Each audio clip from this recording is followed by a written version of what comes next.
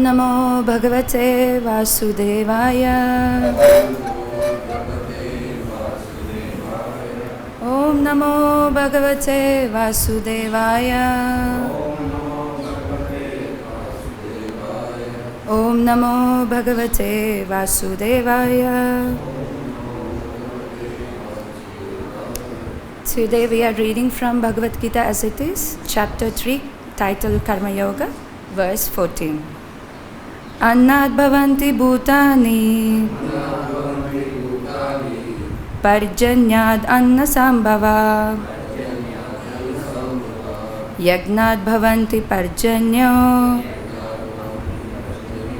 yagna karma samudbhavaha. Annat, from grains. Bhavanti, grow. Bhutani, the material bodies. Parjanyat, from rains. Anna, of food grains. Sambhavaha, production. Yagnat, from the performance of sacrifice.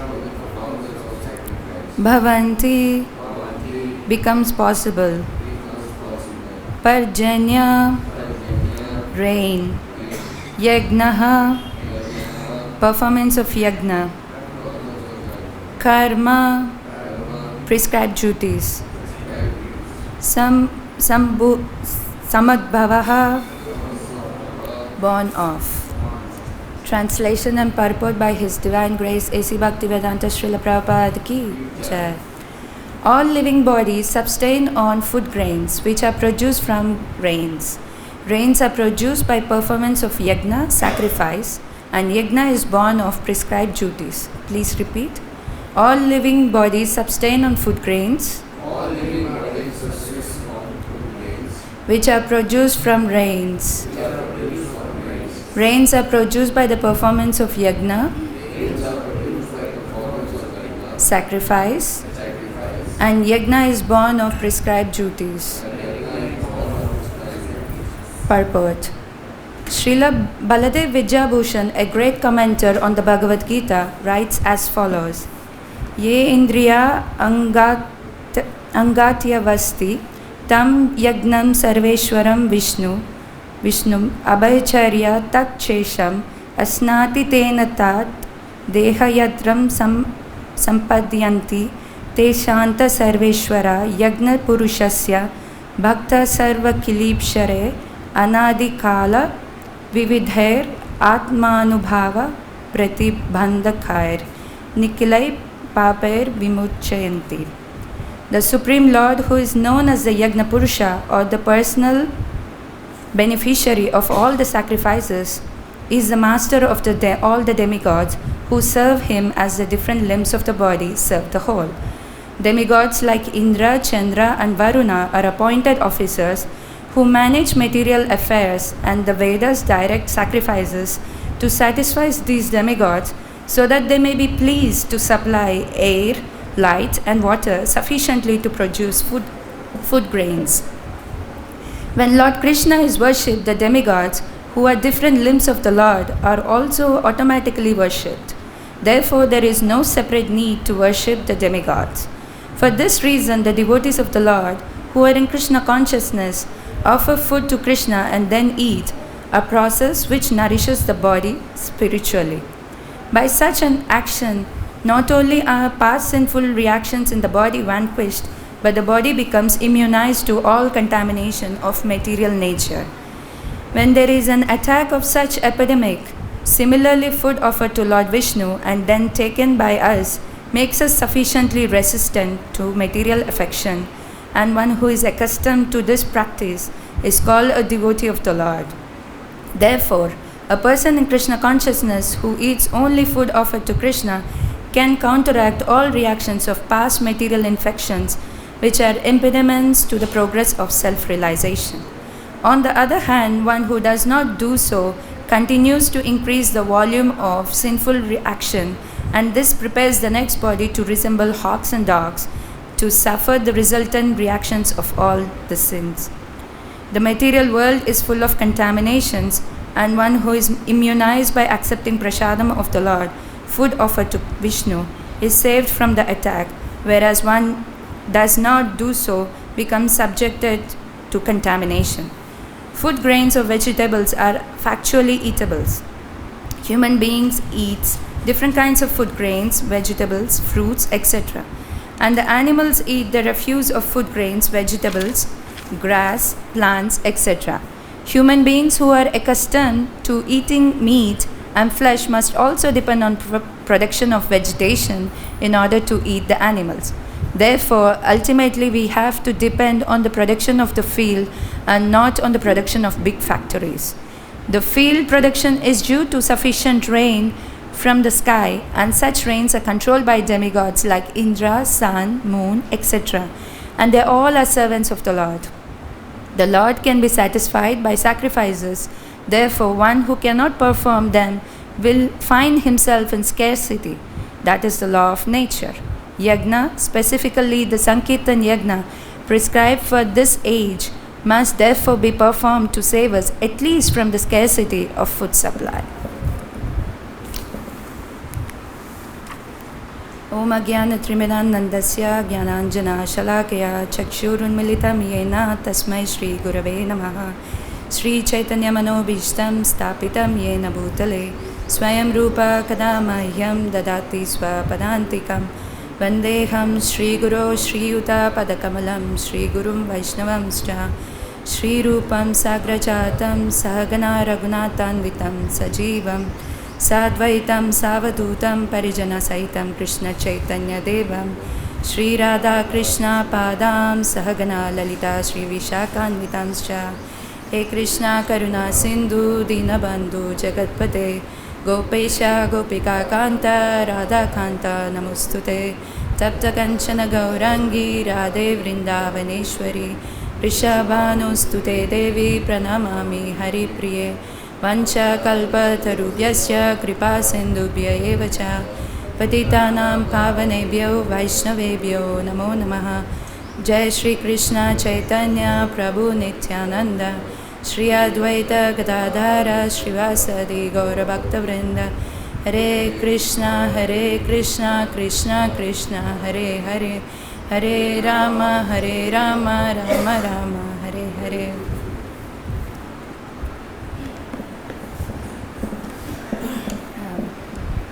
Hare Krishna. I express my deepest gratitude for all the devotees who have facilitated this opportunity for me to speak. This is a humble offering to Srila Prabhupada and also for my own purification. So today we are studying the third chapter, which is entitled as Karma Yoga, the 14th verse. So before we deep dive into the verse, let's go a little bit prelude on the verse. How did Arjuna came to this point? He started inquiring Krishna in the very first verse of this Bhagavad-Gita, this chapter, saying, "O Janardana, O Keshava, you're asking me to engage in ghastly warfare, but at the same time, how do I act intelligently, and how is this intelligent enough than the fruitative work?" And he says, "I'm very confused by your equivocal instruction, so I'm not very sure, like, what am I supposed to do?" Then Krishna tells what is prescribed duty and why prescribed duties are necessary to be performed. In the Shastra, it is explained the work done for Lord Vishnu is called Yagna. Yagna also means Lord Vishnu. In Bhagavad-Gita 5:29, Krishna explains that he is Bhoktaram Yagna Tapasam, that he is the beneficiary of all the sacrifices and all the austerities. That means for us to engage and work in Krishna consciousness means to work in a complete knowledge that the Lord is the predominator. Because we have the tendency, because we are conditional souls, we have this tendency to be lording over the material nature, which means we get into material bondage, which causes material suffering. So, and Prabhupada writes in this particular purport, 529, that as long as we are in contact with the material world, we have to execute work according to the necessary, like in terms of material necessities. So when one engages in Krishna consciousness, it brings, although they are in the jurisdiction of the material nature, it helps them to reinstate themselves into the spiritual existence. And in this particular verse, Srila Prabhupada is also saying how the demigods are subordinate to Krishna. And of course, even Krishna is saying the same thing.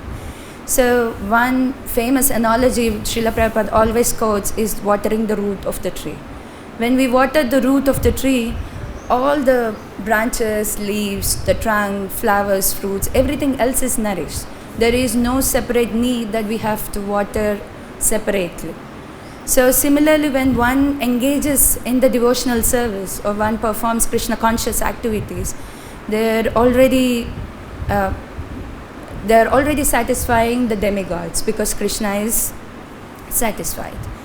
And interestingly, in the second canto of Srimad Bhagavatam, 10th chapter, which is titled as Bhagavatam is the answer for all the questions, in the 8th verse, Sutta Goswami explains about the three Purushas.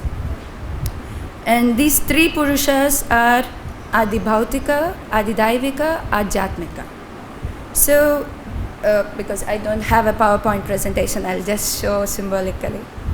So if you see, this is a triangle. So the triangle has three important meeting points. On the top, on the sides, both the sides. So if we place each Purusha at one meeting point, so if we disconnect one of the meeting point, then the triangle won't be formed. You can try in all the ways. In all the ways, there is a disconnection. But all these Purushas are interdependent. Like for example, the Jiva is the Adhyatmika person. And Adidaivika is the controlling deity of the senses. And Adibhautika is the material body. So when the Jiva is not present, that means Adhyatmika person is not present, and only the controlling deity and Adibhautika, the material body, is present, then it's of no use. And the example is, if you want, the Jiva is present and we can sense the light through the eyes. So there's someone who is controlling the sense of seeing. So if the Jiva is not there, he won't be able to see. So say for example, Adidaivika, the person is missing, the controlling deity is missing. So the organ becomes dysfunctional. So although the Jiva is there, although the material body is there, the controlling deity is missing, so we cannot see.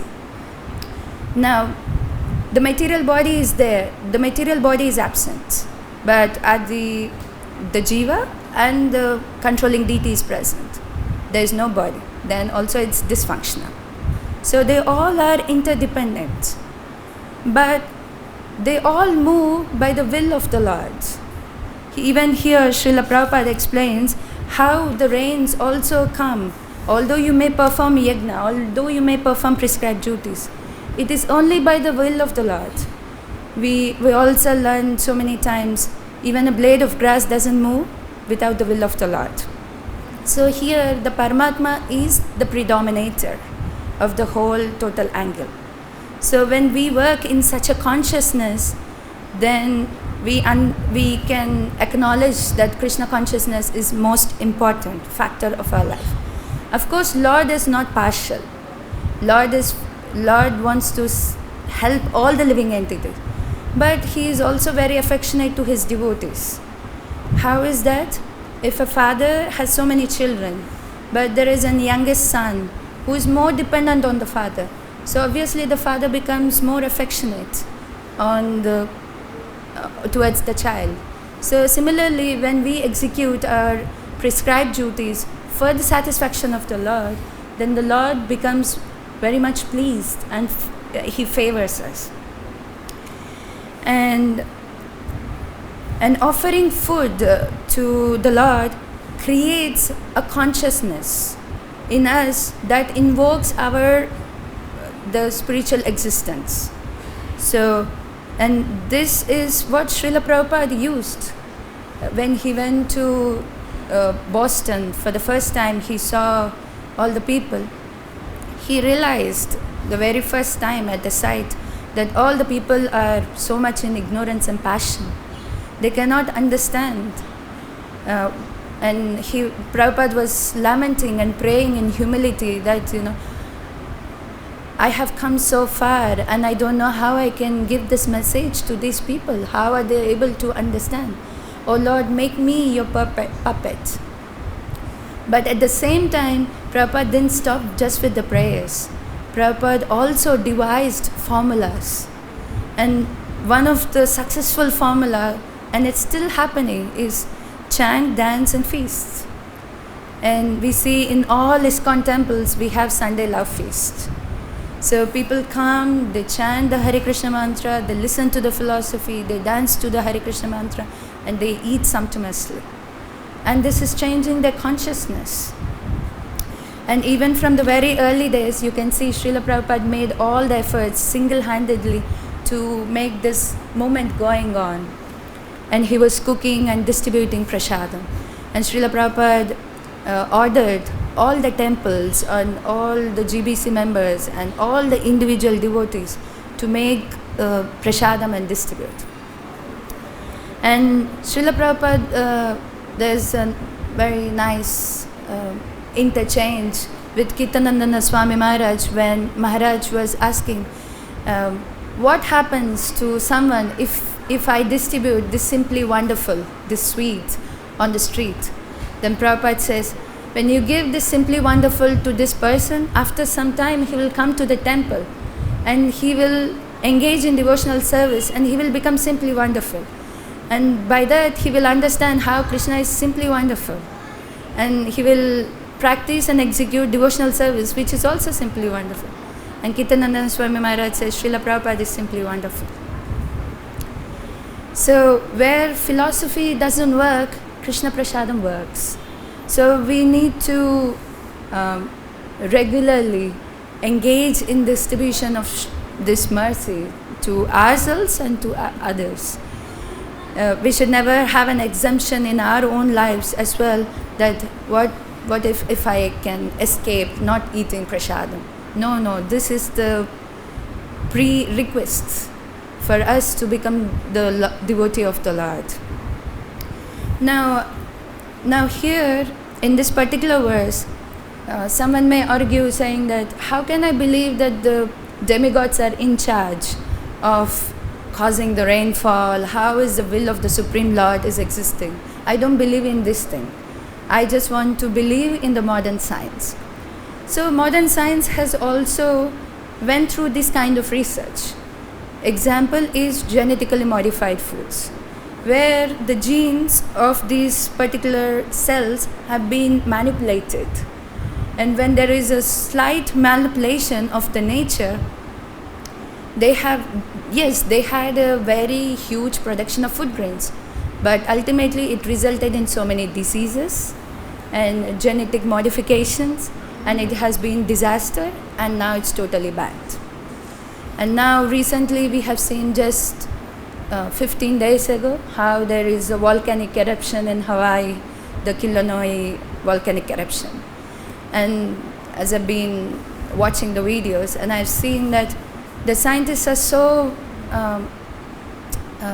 very strong in their approach, saying that although the nature is doing, we are able to calculate how much feet the lava is flowing, what density is flowing with, what temperature is flowing with, how many areas or cubic centimeters or cubic square miles it's covering. But this is not necessary. This is a natural disaster, and people are so blinded that people are not able to understand that you are interfering with the law, with the nature. And there is no such leaders who can reverse the nature. But when you take Srimad Bhagavatam, there is a story of Maharaj Prithu, who's so Krishna conscious, so he could perform his prescribed duty so well enough that he was even chasing the Mother Earth. So Mother Earth, this was a situation where the citizens come and appeal to Maharaj Prithu. We have become so thin and frail, and we don't have enough necessary nutrition. That's because there's lack of food production, and the earth is not able to supply the food grains. So what are we supposed to do? And Prithu Maharaj got so much angry. He was so upset, and he took his bow and arrow, and he was chasing Mother Earth.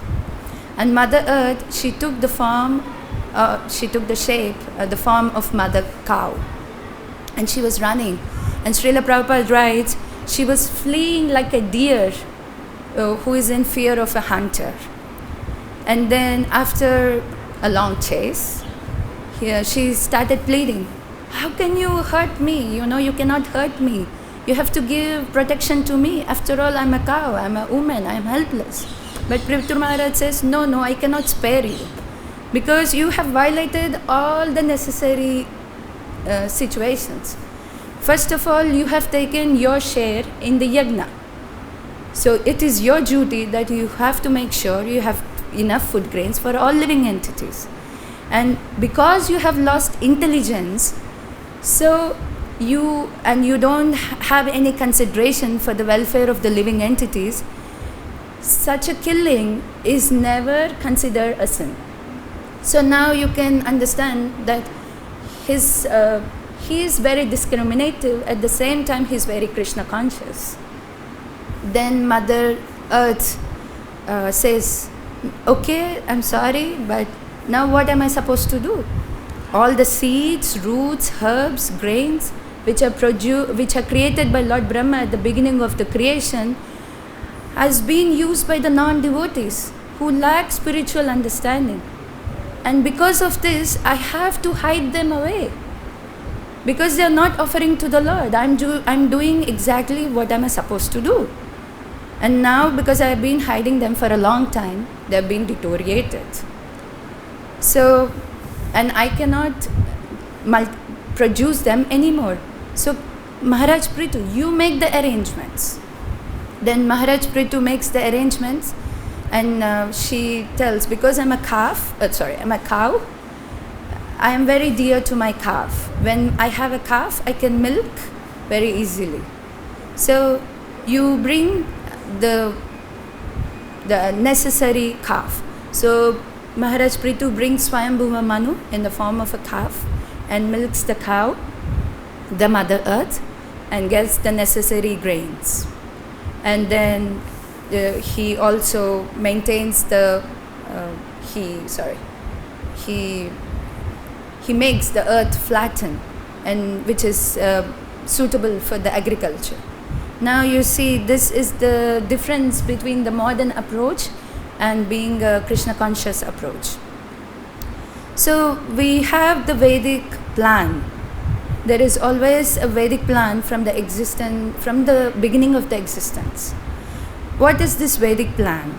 This Vedic plan is to make a shift in the consciousness of the conditioned soul, that okay, even though you have senses, even though you have inclination to enjoy material world, you do it, but as a service to the Lord. So whatever the prescribed duties you have, you do as a satisfaction to Krishna. So this is for Haritoshanam, like one ashrama dharma, or you are being assigned with a work, you do as a satisfaction only to the Lord. So we can understand the yajna has been instituted from the very beginning of the creation. But then what is the yajna which is prescribed in the Kali Yuga, which is Sankirtan yajna? And Srila Prabhupada again writes in the 4th canto, 18th verse, and 18th chapter, 13th verse. All the festivals which are initiated by ISKCON, International Society for Krishna Consciousness, has to be introduced in every town and village. So we are not doing festivals just for a prom. We are doing festivals so that it creates that environment and consciousness among the people. An intelligent man will take up this process and follow the rules and regulation and will change the chaotic situation which is existing in the material world. So even in the material world, if you see the chaotic situation, it can be corrected and it can be brought back into a balanced, peaceful life so that the living entities can perform devotional service and go back to Godhead. This is the idea. And in the Chaitanya Charitamrita, Majjalila 11.99, Sarvabhauma Bhattacharya also says, anyone who worships Lord Chaitanya by this congregational chanting is understood to be real intelligent and in this age of Kali. But whoever doesn't worship Lord Chaitanya with such an intelligence, then you can understand that the benefit of the intelligence. So oftentimes Srila Prabhupada quotes Krishna consciousness is bhakti-yoga. So bhakti-yoga means work which is done very intelligently, which is done for the satisfaction of the Lord. And when we refer to the Upanishads, Srila Prabhupada has given us the Ishopanishad, which takes us closer to Lord Vishnu. In here, even in the invocation mantra, Purnamada Purnamidam, Krishna talks, this is a prayer by Swayambhuva Manu. The Swayambhuva Manu says, all the necessary arrangements have been completely invested in this material world because it's coming from the complete whole. But this can be established when you offer back everything to Krishna, and that is the Ishavasya principle. And the Sankirtan Yagna, and the best Yagna is the Sankirtan Yagna. And every day in Guru Ashtakam prayers, we recite Yasha Prasadu Bhagavad Prasadu. Even our spiritual master feels the utmost satisfaction when he takes the Krishna, when he sees devotees taking the Krishna Prasadam. So Srila Prabhupada also talks about how Yagna, especially Sankirtan Yagna, even if you do not with an intention that you want to achieve the love of Godhead, it will benefit you on the material level. It will reduce the scarcity of the food supply. But what if we perform for the love of Godhead? Then we will go back to Godhead without any material sufferings anymore. So being a devotee, we become real well-wishers for our own selves and for the society by eating prasadam, acknowledging Krishna and performing Krishna conscious activities and engaging in the Sankirtan Yagna as how it is given by Srila Prabhupada. And oftentimes Srila Prabhupada, there's so many varieties, I should not say varieties, but there's so many different kinds of devotees where they follow different acharyas in the Vaishnava Sampradaya. But Srila Prabhupada made it very, very easy for us. You don't need to be a very learned scholar. You just need to apply what Srila Prabhupada has given, the simple formulas. And that's enough. And eating prasadam, honoring prasadam, offering to the Lord is part of our everyday lives. So this cannot be taken out of your devotional life. And yeah, that's all. Sorry, I prepared. Any questions, comments, or corrections? This matters.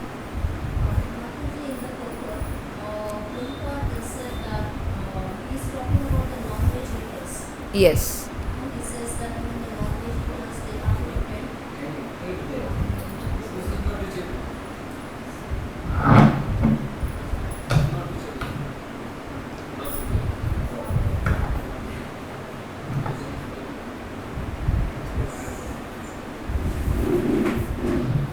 So Prabhupada said that even the non-veg eaters have to repent, on vegetation. Yeah.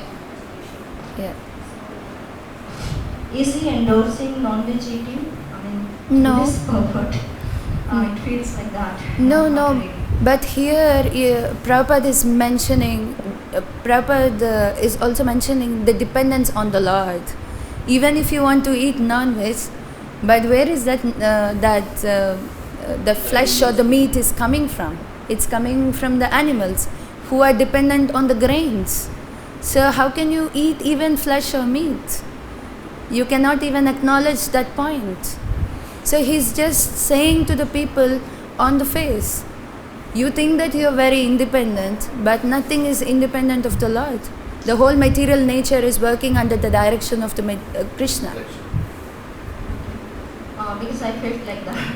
Second is you said that Maharaj Prutu, he chased Mother Earth, and then she, in the form of a calf, he produced Manu Maharaj, and then he milked the cow now.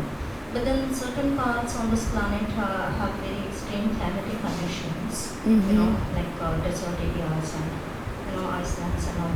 So why it is so? Because I belong to Rajasthan, so it's a dry region, lack of water, so scarcity of water and food.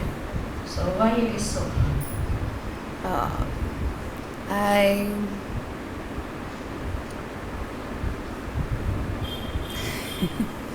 I mean, you can also see that, sorry, I can just tell what is my understanding only. I don't really have a shastric understanding of this, but I can just tell what I understand. As you see, this material world is not the real livable place. You may consider, say for example, I come from South India, Hyderabad, but they may be ample in everything, but there is always a lack of something. There's always a lack of something. And maybe Rajasthan has desert and Iceland has ice, and some places are inhabitable and some places are habitable. But you can see, whereas when you compare this with the spiritual world, every word is a song, every step is a dance, every meal is a feast. There is no such scarcity described in the spiritual world. Maybe this is also for us to introspect and see that this is not our place to be here and go back. One more point, Mataji, you said that we must offer food to Krishna, Shri Hari, and then eat. So in government schools, in Maharashtra mostly, the free food is provided to the students, primary students. So the Urdu medium schools, Muslim run by the Muslims, where you see Muslim kids. So they refuse to accept it because it is offered to Krishna. And so there was no outrage. Nobody uttered a word that this is our culture. In every household, we offer food to Krishna, and then only we take Krishna. Yes. So what do you say about that? But Srila Prabhupada also said that if you are not able to accept Krishna, accept which God you follow. Like if you are following Jesus Christ, and Jesus Christ never told, one of the 10 commandments is thou shalt not be killed. So you follow to that point. You're following Islam, or you're following your particular religion or dharma. You follow to the point, because it is still elevating them to the next point of their consciousness. So you're not able to accept Krishna, that's fine, but accept what it is. And here Srila Prabhupada is also saying how much it is important to acknowledge the fact that we are dependent. He's not just saying the Lord is the supreme, but he's also saying why Lord is supreme and how we are dependent. So it is also our duty that we go and preach to people. And Srila Prabhupada, one of the verses in Srimad Bhagavatam explains in the first canto, 5th chapter. Sorry, I don't remember the whole verse, but the first line, it says, Tadvarga Visargo Janataga Viplago. That means Srila Prabhupada is saying, we have this Krishna conscious movement is creating a revolution in the misdirected civilization. We all are misdirected. We all have our own mental speculations, mental agendas, and so we are not really God conscious. They can give arguments on superficial level, but they are not being really exposed to our Krishna conscious philosophy.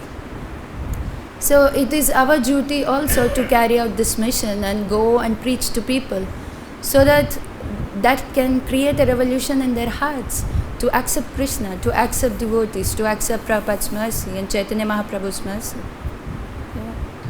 Last Mataji, this is a comment or an addition. Like you said, scientists, they have superiority complex and they think they can do anything under the sun. Yeah. But then Kalpana Chawla, she went to the space. She didn't even know that she would not return back Yes. to home. So that's what even a common sadhu sannyasi, they have a sixth sense. If you study astrology or something, you have the basic knowledge when you are going to die, when you are supposed to die. Mm-hmm. The knowledge is also given to us by our rishi munis. But then the scientists lack this knowledge. Yes. They have only mechanical and other sort of knowledge, but no spiritual knowledge and no sixth sense or the third eye. Mm-hmm. That's a common.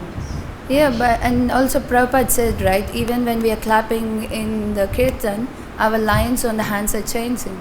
Even you can go to the biggest astrologer, but he may not predict because Krishna is taking care of us. Of course, to come to that point of realization is at least tough for me at this point. But theoretically, at least I can understand that Krishna is taking care of me. And many incidents in our life, maybe small or big, we can see Krishna's hand is there. So that's why where philosophy doesn't work, you can give prasadam, and prasadam works really because it changes them. Yeah. Thank you, Mataji.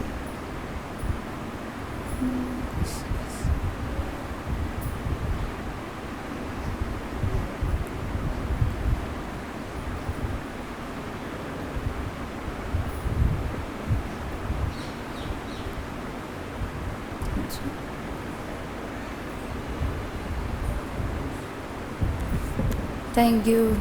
Granraj Srimad Bhagavatam ki jai. Bhagavad-Gita as it is study ki jai. Srila Prabhupada ki jai.